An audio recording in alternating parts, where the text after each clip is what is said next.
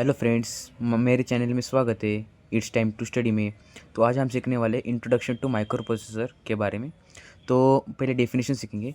A microprocessor is an important part of a computer architecture without it which you will not able to perform anything on your computer.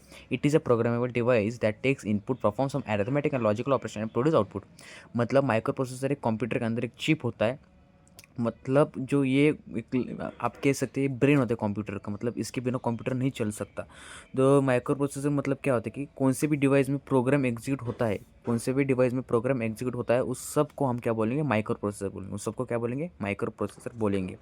मतलब micro processor करता धरता होता है। Where micro processor use हम किधर use कर सकते हैं? लैपटॉप में यूज़ कर सकते हैं, सीपीयू में यूज़ कर सकते हैं, मोबाइल फ़ोन में यूज़ कर सकते हैं, वॉशिंग मशीन। और एक एग्जांपल ले सकते हैं, ओहम में यूज़ कर सकते हैं। ओहम, अपना ओहन रहता है ना, ओहन, उसमें यूज़ कर सकते हैं। हम इन ईजी वर्ड क्या बोल सकते हैं? In such device the program will execute that all device is representative of micro processor.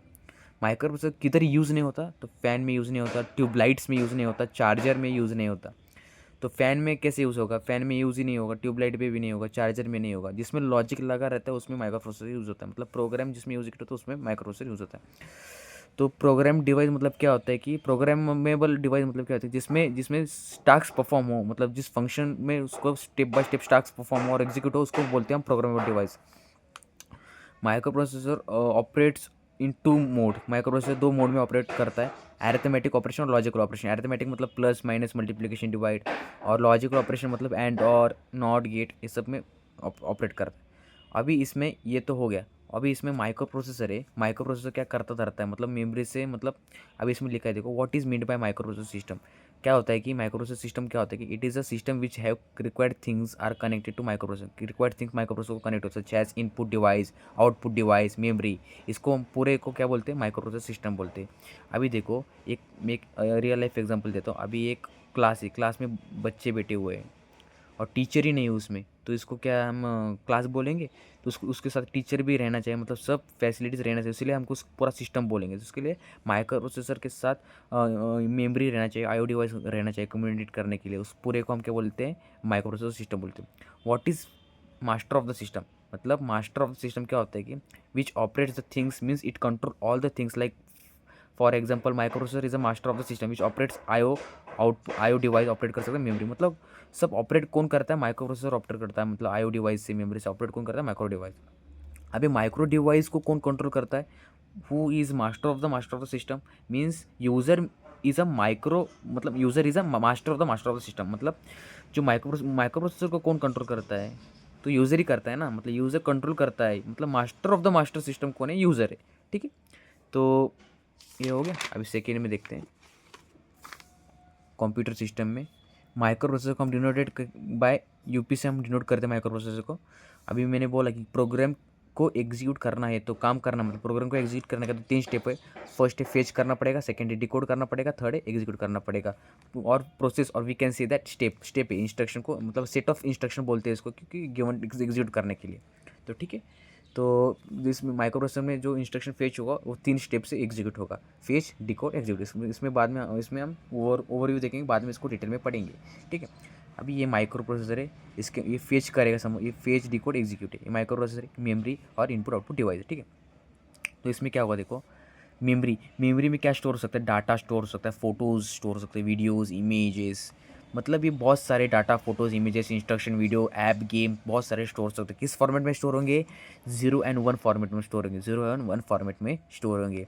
IO device, IO मतलब इनपुट मतलब कीबोर्ड रहेगा, आउटपुट मतलब मॉनिटर, डिस्प्ले होगा, जो हम टाइप करते हैं इनपुट से, और आउटपुट में डिस्प्ले होगा।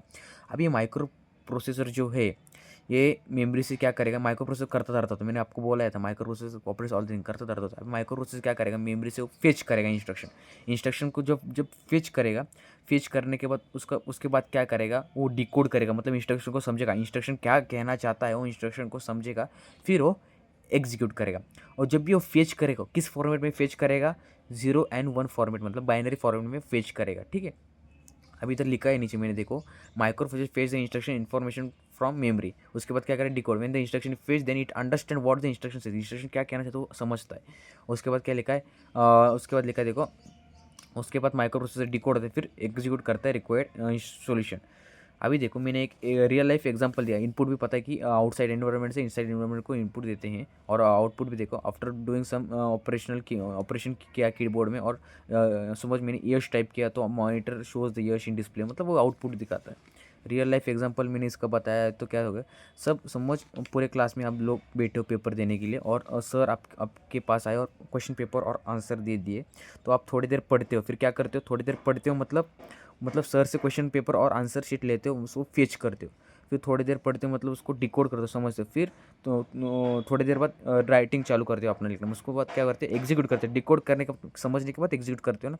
इस टाइप का एग्जाम्पल है। देखो, sitting in a class for exam, the teacher मतलब teacher gives us answer sheet and question paper in, मतलब ये प्रोसेस कौन सा हो गया, फेच हो गया। फिर उसके बाद क्या होगा कि रीड द क्वेश्चन पेपर, आप रीड करते हो ये कौन सा ऑपरेशन है, डिकोड ऑपरेशन होगा। इसके बाद क्या होगा, एग्जीक्यूट मीन्स आप लिखना चालू करते हो समझने के बाद, इसका ये कौन सा हो गया, एग्जीक्यूट ऑपरेशन हो गया। तो ये ऐसा माइक्रो प्रोसेसर मतलब ऐसा वर्क करता है, मतलब कैसे वर्क फेच करता है, डिकोड करता है, एग्जीक्यूट करता है। मतलब ये थोड़ा बहुत ओवरव्यू बताया मैंने माइक्रो प्रोसेसर कैसा क्या करता है, क्या करता है। अगले लेक्चर में हम स्पेसिफाई मतलब माइक्रो प्रोसेसर कैसे मतलब अच्छे से मतलब स्पेसिफाई करेंगे, किसकी हेल्प से, मतलब जो बसेस है बसेस की हेल्प से, मतलब एड्रेस मतलब बसेस की हेल्प से माइक्रो प्रोसेसर कम्युनिकेट करता है। वो अगले लेक्चर में हम पढ़ेंगे। आज के लेक्चर में बस मैंने ओवरव्यू बताया, मतलब कैसे क्या वर्क करता है। ठीक है, थैंक यू। अगले लेक्चर में हम पढ़ेंगे। वीडियो अच्छा लगा तो लाइक शेयर एंड सब्सक्राइब करें। Thank you.